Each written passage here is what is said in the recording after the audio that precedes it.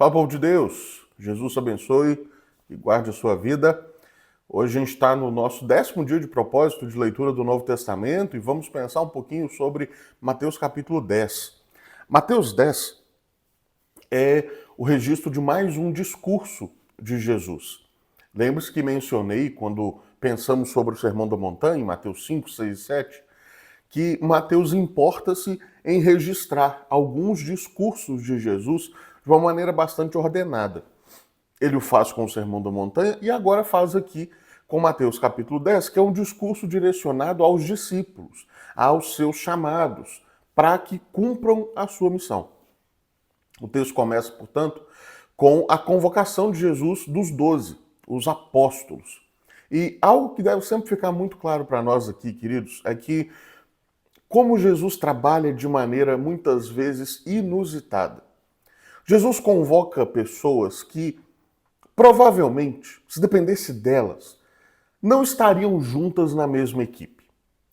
Algumas com diferenças culturais, políticas, drásticas, distantes muito umas das outras.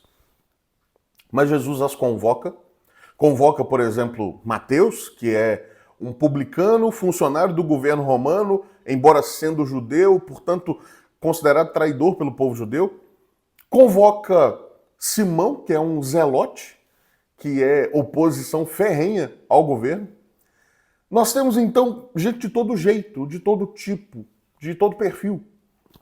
E a gente precisa entender que no reino de Deus funciona assim. Nós vamos lidar com pessoas de todos os jeitos. Nós vamos lidar com pessoas de perfis completamente diferentes. O que importa, no fim das contas, é que nós entendamos o nosso chamado, que nós entendamos a missão que foi confiada à igreja a pessoas diferentes, a pessoas com criações diferentes, com culturas diferentes, com modos de ver a vida diferentes, naquilo, obviamente, que não toca o evangelho, que não fere a verdade da cruz. Mas temos pessoas diferentes, e pessoas diferentes pensam diferente. E às vezes haverá algum conflito de pensamento. O que importa, no fim das contas, é andamos por Cristo Jesus, andamos para Cristo Jesus, vivemos por Cristo Jesus, vivemos para Cristo Jesus. O chamado que Deus tem para nós é maior que nossas diferenças. O chamado que Deus tem para nós supera as nossas diferenças. A partir daí, a partir da convocação, Jesus dá uma série de instruções, palavras, encorajamentos aos seus discípulos, que estão bem divididas em temas. E aqui aprendemos algumas coisas. Primeiramente, os discípulos de Jesus têm que fazer aquilo que Jesus mandou. Jesus começa dando instruções em como os discípulos irão engajar-se na missão. Por vezes, nós erramos muito porque queremos fazer as coisas de Deus do nosso jeito.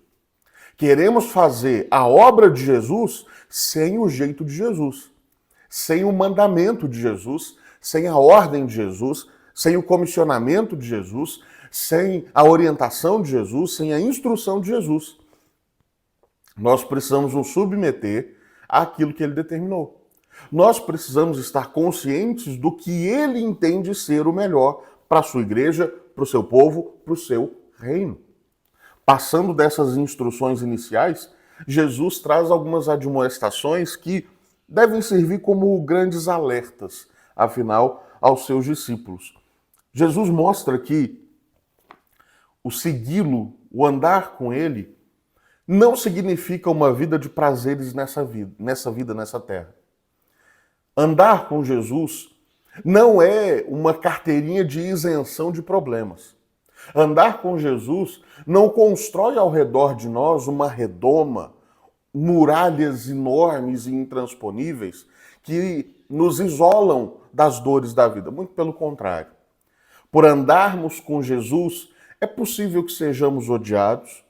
Por andarmos com Jesus, é possível que sejamos rejeitados. Por andarmos com Jesus, é possível que sejamos desprezados. Por andarmos com Jesus, é possível que sejamos traídos. Por andarmos com Jesus, é possível que sejamos alvo de difamação, de mentiras, de armações contra nós. Mas precisamos andar com Jesus. Jesus já alertou que assim seria. Ele diz: sereis odiados de todos por causa do meu nome. Aquele, porém, e aqui é um alerta muito precioso para nós, que perseverar até o fim, esse será salvo. O chamado do discipulado é para perseverança. Mas Jesus segue. E aí ele dá também encorajamento. Ele não apenas alerta com relação às dificuldades que os discípulos vão passar, não apenas alerta quanto às lutas do discipulado, não apenas alerta quanto às dificuldades de fato andar com ele, mas também dá encorajamentos, dá uma palavra de ânimo aos seus discípulos. E destaco aqui o que o Senhor Jesus diz nos versos finais, de 29 em diante. Não se vendem 2 pardais por um asse. Um asse era uma moeda corrente daquele contexto, que tinha um valor muito baixo. E existia até a possibilidade de se comprar 2 pardais por um asse e 5 pardais por 2. A moeda valia pouco e o pardal valia menos ainda. E diz o texto: e nenhum deles cairá em terra sem o consentimento de vosso Pai. Quanto a vós outros, até os cabelos da cabeça todos estão contados. Não temais, pois, bem valeis vós mais do que muitos pardais. Veja, Jesus está dizendo: olha, Deus cuida de maneira tão próxima, tão amorosa, tão gentil, de um pardal que humanamente não vale nada. Vocês acham que ele não vai cuidar de vocês, que são filhos? Vocês acham que ele não vai ter atenção com vocês, que são amados dele? Acham que ele não vai ter, de fato, devido cuidado, atenção, suporte, sustento com vocês, que são amados por ele desde antes da fundação do mundo? Ele ama vocês e, portanto, não temam. Ainda, queridos, que venhamos a enfrentar enormes lutas e dificuldades na caminhada com Jesus, não temam. Esta é uma das palavras ou uma das expressões mais repetidas na Escritura. Ainda que não seja verdade aquilo que alguns já disseram, que são 365 vezes, uma vez por ano, uma vez por dia, ao longo de um ano. Não, isso não é verdade. Mas é fato que não temas é uma expressão contínua na Bíblia. Porque Deus os encoraja. Deus está dizendo: filho, eu estou aqui. Filho, eu amo você. Filho, eu entreguei o meu filho por você. Portanto, não tenha medo. Portanto, não há motivo para ter medo.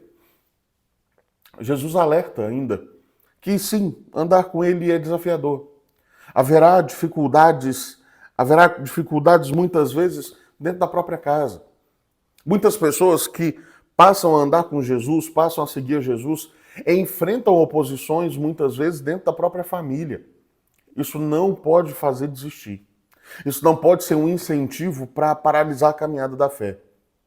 É necessário perseverar. Por isso é que Jesus diz: quem ama seu pai ou sua mãe mais do que a mim não é digno de mim. Quem ama seu filho ou sua filha mais do que a mim não é digno de mim. E quem não toma a sua cruz e vem após mim não é digno de mim. Veja, tomar a cruz não significa carregar a convivência com alguma pessoa. É triste ver quando algumas pessoas dizem assim: nossa, a minha esposa é a minha cruz, o meu filho é a minha cruz, meus pais são a minha cruz. Não, não são. Não são. Tomar a cruz é entender o valor do discipulado, é assumir o chamado de Deus para a sua vida e vivê-lo. Isso é tomar a cruz. É abrir mão da própria vida para viver a vida de Jesus, para viver o que Paulo descreve em Gálatas 2:20. Logo já não sou eu quem vive, mas Cristo vive em mim, e esse viver que agora tenho na carne, vivo pela fé no Filho de Deus, que me amou e a si mesmo se entregou por mim. Finalmente, Jesus promete recompensas, não aqui, mas recompensas eternas, recompensas celestiais. Amados, o nosso consolo não está nesse mundo. As nossas recompensas não estão nessa terra. Nós aguardamos pelo que é eterno. Nós esperamos pelo que permanece. Nós confiamos naquilo que o Senhor tem preparado para aqueles que o amam. Portanto, vamos seguir a Jesus.